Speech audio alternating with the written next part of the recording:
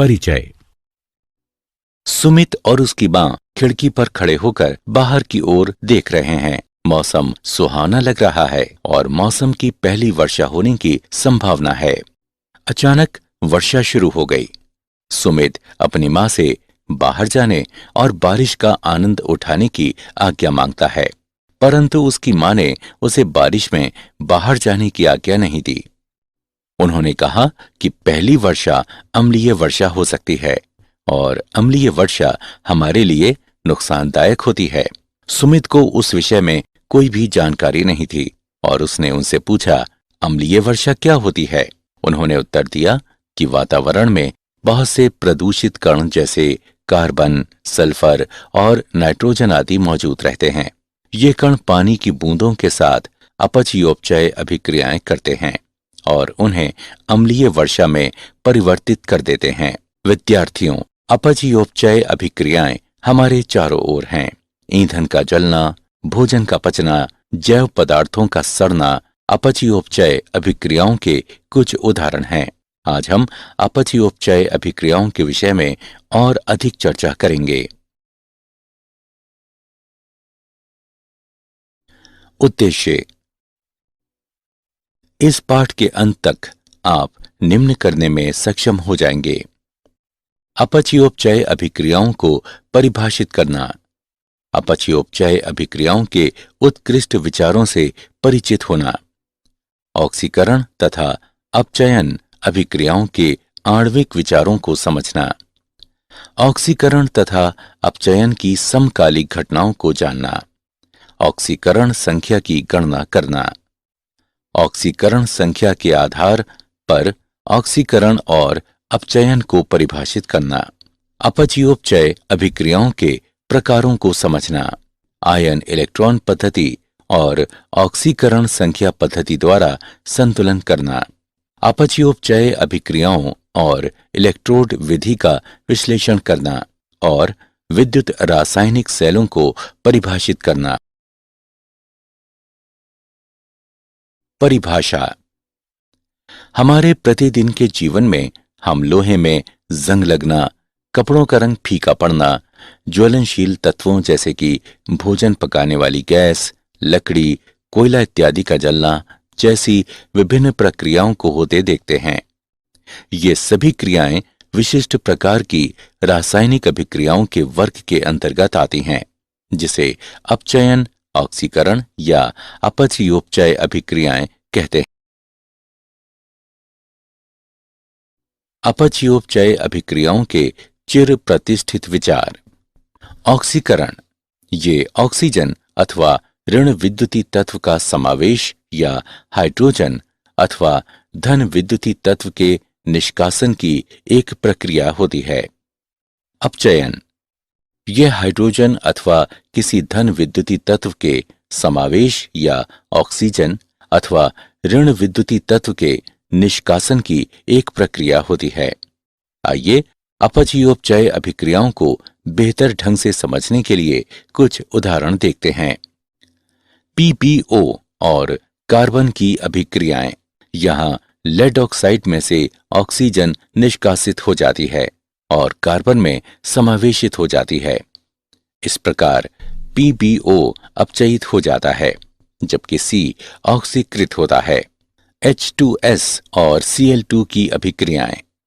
यहां hydrogen sulphide में से हाइड्रोजन निष्कासित हो जाती है और क्लोरीन में समावेशित हो जाती है। इस प्रकार H2S का ऑक्सीकरण होता है और Cl2 का अपचयन होता है।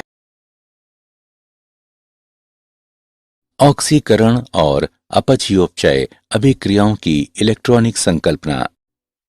इलेक्ट्रॉनों की एक स्पेशीज से दूसरे में स्थानांतरित होने के फलस्वरूप विद्युत रासायनिक अभिक्रियाएं घटित होती हैं। एक उदाहरण पर विचार करें। यदि मैग्नीशियम को ऑक्सीजन में चलाया जाए तो ये ऑक्सीकृत होकर मैग्नीशियम ऑक्साइड देता है। मैग्नीशियम ऑक्साइड के बनने में मैग्नीशियम परमाणु से 2 इलेक्ट्रॉन ऑक्सीजन परमाणु पर स्थानांतरित होते हैं। ऑक्सीकरण वह प्रक्रिया है जिसमें एक परमाणु या परमाणुओं का समूह एक या अधिक इलेक्ट्रॉनों को खोकर रासायनिक अभिक्रियाओं में भाग लेते हैं।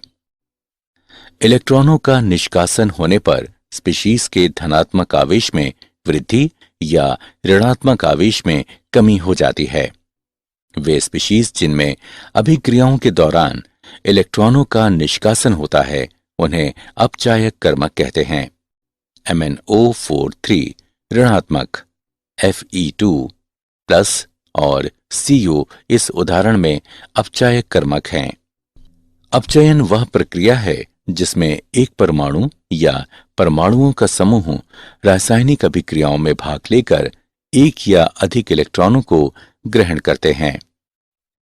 इलेक्ट्रॉनों को ग्रहण करने पर स्पीशीज के धनात्मक आवेश में कमी या ऋणात्मक आवेश में वृद्धि होती है।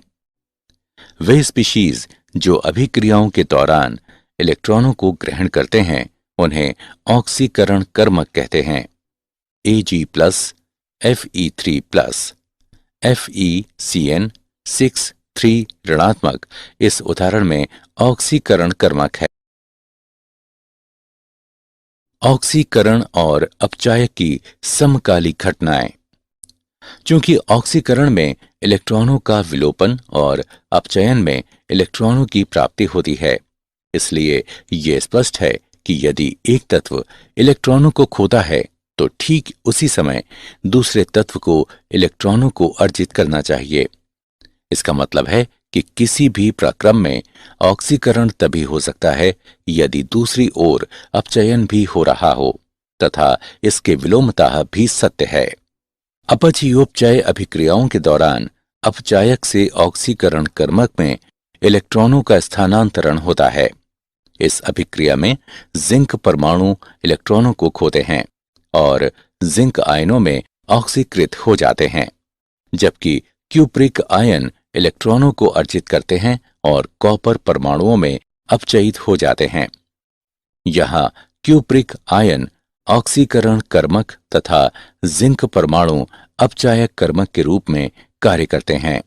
प्रत्येक अपचयोपचय अभिक्रिया को दो अर्ध अभिक्रियाओं में विभाजित किया जा सकता है। एक इलेक्ट्रॉनों के ह्रास को प्रदर्शित करती है जो ऑक्सीकरण अर्ध अभिक्रिया कहलाती है। दूसरी इलेक्ट्रॉनों की प्राप्ति को प्रदर्शित करती है जो अपचयन अर्ध अभिक्रिया कहलाती है। अभिक्रिया को दो अर्ध अभिक्रियाओं में विभाजित किया जा सकता है, जैसे SN2 धनात्मक SN4 धनात्मक +2 इलेक्ट्रॉन देता है। ये समीकरण ऑक्सीकरण अर्ध अभिक्रिया कहलाता है तथा 2Hg2 धनात्मक +2 इलेक्ट्रॉन Hg2 धनात्मक होता है, Hg2 धनात्मक देता है। ये समीकरण अपचयन अर्ध अभिक्रिया कहलाता है। ऑक्सीकरण संख्या। किसी तत्व की ऑक्सीकरण संख्या को हम अधिक ऋण विद्युतीय परमाणु के साथ साझा इलेक्ट्रॉनों को गिनते हुए उस अवशिष्ट आवेश के रूप में परिभाषित कर सकते हैं जो इसके परमाणु पर होता है या प्रतीत होता है। जब अणु के अन्य सभी परमाणु आयनों के रूप में हटाए गए मान लिए जाते हैं। हाइड्रोजन क्लोराइड अणु के एक उदाहरण पर विचार करें। क्लोरीन हाइड्रोजन की तुलना में अधिक ऋण विद्युतीय हैं, इसलिए साझा युग्म को क्लोरीन परमाणु पर गिना जाता है। क्लोरीन एक अतिरिक्त इलेक्ट्रॉन प्राप्त करता है और एक इकाई ऋणावेश अर्जित करता है, अतः क्लोरीन की ऑक्सीकरण संख्या 1 है। दूसरी ओर हाइड्रोजन परमाणु में इलेक्ट्रॉन के बिना इकाई धनावेश होता है, इसलिए हाइड्रोजन क्लोराइड में हाइड्रोजन की ऑक्सीकरण संख्या +1 होती है। परमाणु में ऑक्सीकरण संख्या निर्धारित करने के सामान्य नियम। पहला नियम, स्वतंत्र या प्राथमिक अवस्था में तत्वों की ऑक्सीकरण संख्या इसके अपरूपक आकार के निरपेक्ष हमेशा 0 होती है। दूसरा नियम, एक परमाणुक आयनों में तत्वों की ऑक्सीकरण संख्या आयन पर आवेश के बराबर होती है। तीसरा नियम, फ्लोरीन की ऑक्सीकरण संख्या इसके सभी यौगिकों में हमेशा ऋण 1 ही होती है। चौथा नियम, हाइड्रोजन की निर्धारित ऑक्सीकरण संख्या इसके सभी यौगिकों सिवाय मेटल हाइड्राइड्स के +1 होती है। मेटल हाइड्राइड्स में हाइड्रोजन की ऑक्सीकरण संख्या -1 होती है। पांचवा नियम, ऑक्सीजन की आवंटित ऑक्सीकरण संख्या इसके अधिकतर यौगिकों में ऋण 2 है। छठा नियम, बहुपरमाणविक आयन में इसके सभी परमाणुओं की ऑक्सीकरण संख्याओं का योग आयन पर आवेश के बराबर होता है। सातवां नियम, मेटल और नॉन मेटल के दोहरे यौगिकों में मेटल परमाणु की ऑक्सीकरण संख्या धनात्मक होती है, जबकि नॉन मेटल परमाणु की ऑक्सीकरण संख्या ऋणात्मक होती है। आठवां नियम, नॉन मेटल्स के दोहरे यौगिकों में अधिक ऋण विद्युतीय परमाणु की ऋणात्मक ऑक्सीकरण संख्या, जबकि कम ऋण विद्युतीय परमाणु की धनात्मक ऑक्सीकरण संख्या होती है। ऑक्सीकरण संख्या के संदर्भ में ऑक्सीकरण और अपचयन। ऑक्सीकरण को हम उस रासायनिक प्रक्रिया के रूप में परिभाषित करते हैं जिसमें तत्वों की ऑक्सीकरण संख्या बढ़ती है। अपचयन को हम उस रासायनिक प्रक्रिया के रूप में परिभाषित कर सकते हैं जिसमें तत्वों की ऑक्सीकरण संख्या घटती है। हाइड्रोजन सल्फाइड तथा ब्रोमीन के बीच अभिक्रिया पर विचार करें जो हाइड्रोजन ब्रोमाइड और सल्फर देती है। ब्रोमीन की ऑक्सीकरण संख्या 0 से घटकर ऋण 1 हो जाती है, अतः ये अपचयित हो जाता है। S की ऑक्सीकरण संख्या ऋण 2 से बढ़कर 0 हो जाती है, अतः H2S ऑक्सीकृत हुआ है। ऑक्सीकारक कर्मक ऐसा पदार्थ होता है जिसके एक या अधिक तत्वों की ऑक्सीकरण संख्या में घटोत्तरी होती है। अपचायक कर्मक ऐसा पदार्थ होता है जिसके एक या अधिक तत्वों की ऑक्सीकरण संख्या में बढ़ोतरी होती है। इस उदाहरण में H2S अपचायक कर्मक जबकि Br2 ऑक्सीकारक कर्मक है।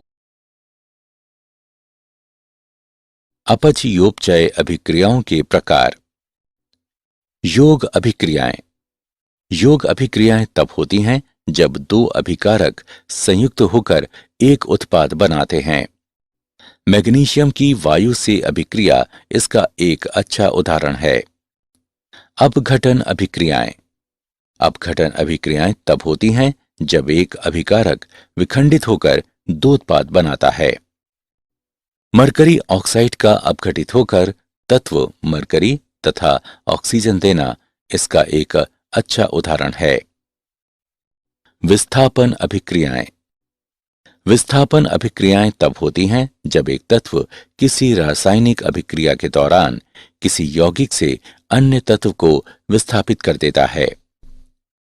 सोडियम की जल से अभिक्रिया इसका एक अच्छा उदाहरण है।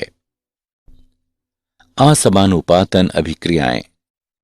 ऐसी अभिक्रियाएं जिनमें एक ही स्पीशीज ऑक्सीकृत तथा अपचयित होता है, अर्थात एक ही स्पीशीज अपनी निम्नतर ऑक्सीकरण अवस्था तथा उच्चतर ऑक्सीकरण अवस्था में बदल जाता है, वे असमानुपातन अभिक्रियाएं कहलाती हैं।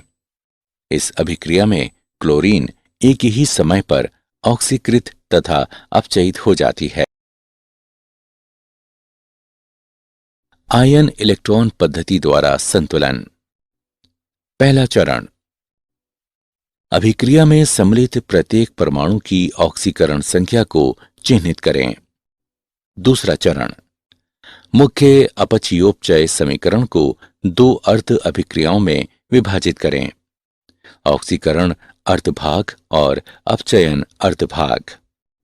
प्रत्येक अर्ध अभिक्रिया में परमाणुओं को संतुलित करें जिनकी ऑक्सीकरण संख्या में परिवर्तन होता है। तीसरा चरण, प्रत्येक अर्ध अभिक्रिया में ऑक्सीकरण संख्या में भिन्नता के लिए अनिवार्य पक्ष में इलेक्ट्रॉन जोड़ें। चौथा चरण, प्रत्येक अर्ध अभिक्रिया पक्ष में से उस पक्ष में उचित संख्या में H2O अणु जोड़ते हुए ऑक्सीजन परमाणुओं को संतुलित करें जिसमें O परमाणुओं की कमी हो। 5वां चरण, प्रत्येक अर्ध अभिक्रिया पक्ष में से उस पक्ष में उचित संख्या में अम्लीय माध्यम के लिए H की पावर प्लस आयनों की उचित संख्या जोड़ते हुए तथा क्षारीय माध्यम के लिए H2O अणुओं की उचित संख्या जोड़ते हुए हाइड्रोजन परमाणुओं को संतुलित करें जिसमें H परमाणुओं की कमी हो। 6वां चरण, अर्ध अभिक्रियाओं को उचित पूर्णांक से गुणा करते हुए और उन्हें परिणामी समीकरण में जोड़ते हुए लुप्त तथा प्राप्त इलेक्ट्रॉनों की संख्या को समान बनाएं।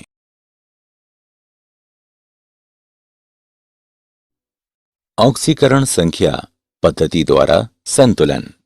चरण 1, सबसे पहले ये तय करें कि अभिक्रिया अपचयोपचय अभिक्रिया है कि नहीं। अपचयोपचय अभिक्रिया में कम से कम एक परमाणु की ऑक्सीकरण संख्या परिवर्तित होगी। चरण 2, ऐसे परमाणुओं की ऑक्सीकरण संख्याएं लिखें जिनकी ऑक्सीकरण संख्याओं में परिवर्तन हुआ है और परिवर्तन की इकाइयों की संख्या नोट करें। चरण 3, ऑक्सीकारक तथा अपचायक के अणुओं का अनुपात, अपचायक की ऑक्सीकरण संख्या में परिवर्तन तथा ऑक्सीकारक की ऑक्सीकरण संख्या में परिवर्तन के समान निर्धारित होना चाहिए। यदि अनुपात सरल नहीं है तो इसे सरल बनाएं। चरण 4, उपरोक्त अनुपात से समीकरण के बाएं पक्ष पर ऑक्सीकारक तथा अपचायक अणुओं के गुणांक निश्चित करें और इससे समीकरण के दाएं पक्ष पर उत्पाद अणुओं के गुणांक निर्धारित करें। उदाहरण, आइए समीकरण के संतुलन का एक उदाहरण देखते हैं। ऑक्सीकरण संख्या का प्रयोग करते हुए दिए गए समीकरण को संतुलित करें। आइए समाधान देखते हैं। यहां दिया गया है समीकरण HNO3 जमा H2S देता है NO जमा S। चरण 1, पहले हम N तथा S के लिए ऑक्सीकरण संख्या निर्धारित करेंगे। चरण 2, अब HNO3 के गुणांक को 2 से तथा H2S को 3 से गुणा करेंगे। चरण 3, अब हम दाएं पक्ष में 4H2O जोड़ते हुए O को संतुलित करेंगे। H परमाणु पहले से ही संतुलित है, इसलिए संतुलित समीकरण निम्न होगा। 2HNO3 जमा 3H2S जो देता है 2NO जमा 3S जमा 4H2O। अपचयोपचय अभिक्रियाएं और इलेक्ट्रोड प्रक्रम। वह अपचयोपचक अभिक्रिया जिसमें ऑक्सीकरण और अपचयन एक ही पात्र में होते हैं प्रत्यक्ष अपचयोपचय अभिक्रिया कहलाती है। इस प्रकार की अभिक्रियाओं में इलेक्ट्रॉनों का अपचायक कर्मक से ऑक्सीकरण कर्मक में स्थानांतरण बहुत कम दूरी में होता है। उदाहरण के लिए, यदि एक बीकर में कॉपर सल्फेट के घोल को लेकर उसमें जिंक रॉड को डुबाया जाता है तो एक स्वतः अभिक्रिया होती है और निम्नलिखित प्रेक्षण देखे जाते हैं। जिंक की छड़ घुलना शुरू हो जाती है और इसका द्रव्यमान धीरे धीरे घटने लगता है। CuSO4 विलयन का नीला रंग धीरे धीरे हल्का होता जाता है। बीकर के तले में कॉपर का लाल भूरा पातन जमा हो जाता है। अभिक्रिया होने के साथ ऊष्मा निकलती है। विलयन वैद्युत उदासीन बना रहता है और अभिक्रिया अनंत समय तक नहीं चलती बल्कि कुछ समय बाद रुक जाती है। विद्युत रासायनिक सेल। एक विद्युत रासायनिक सेल वह युक्ति है जिसमें रासायनिक ऊर्जा विद्युत ऊर्जा में परिवर्तित हो जाती है। इन्हें उत्प्रेरक सेल या वोल्टीय सेल भी कहते हैं। आइए जिंक तथा CuSO4 विलयन के बीच अपचयोपचय अभिक्रिया पर विचार करें। Zn तथा CuSO4 विलयन को पृथक पात्रों में लिया जाता है।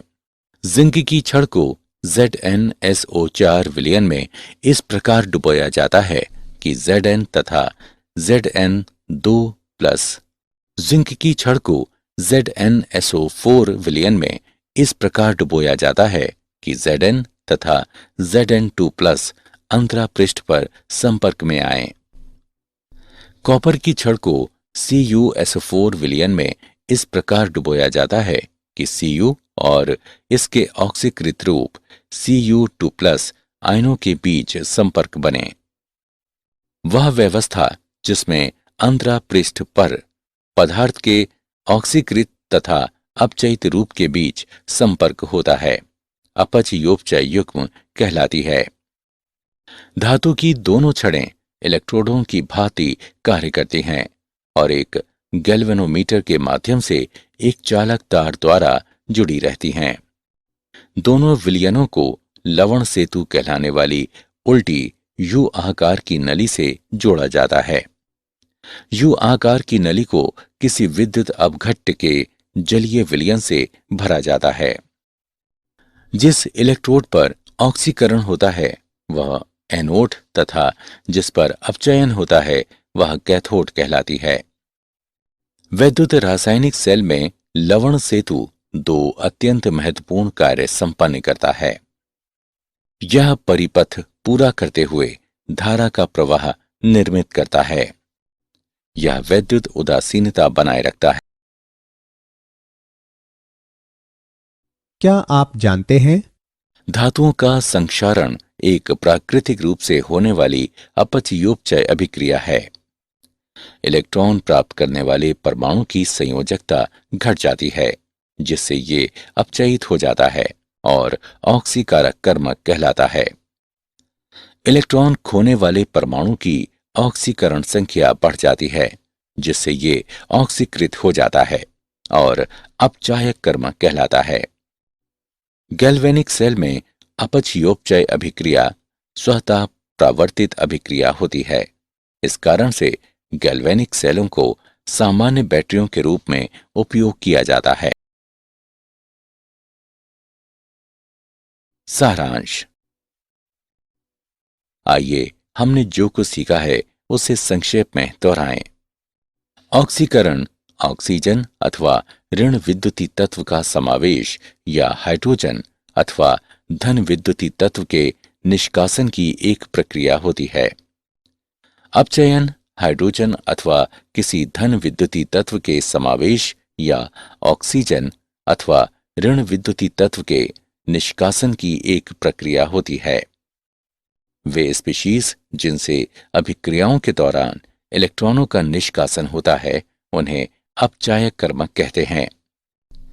वे स्पीशीज जो अभिक्रियाओं के दौरान इलेक्ट्रॉनों को ग्रहण करते हैं उन्हें ऑक्सीकरण कर्मक कहते हैं। अपचयोपचय अभिक्रियाओं के दौरान अपचायक से ऑक्सीकरण कर्मक में इलेक्ट्रॉनों का स्थानांतरण होता है। किसी तत्व की ऑक्सीकरण संख्या को हम अधिक ऋण विद्युतीय परमाणु के साथ साझा इलेक्ट्रॉनों को गिनते हुए उस अवशिष्ट आवेश के रूप में परिभाषित कर सकते हैं जो इसके परमाणु पर होता है या प्रतीत होता है। जब अणु के अन्य सभी परमाणु आयनों के रूप में हटाए गए मान लिए जाते हैं। अपघटन अभिक्रियाएं तब होती हैं जब एक अभिकारक विखंडित होकर दो उत्पाद बनाता है। विस्थापन अभिक्रियाएं तब होती हैं जब एक तत्व किसी रासायनिक अभिक्रिया के दौरान किसी यौगिक से अन्य तत्व को विस्थापित कर देता है।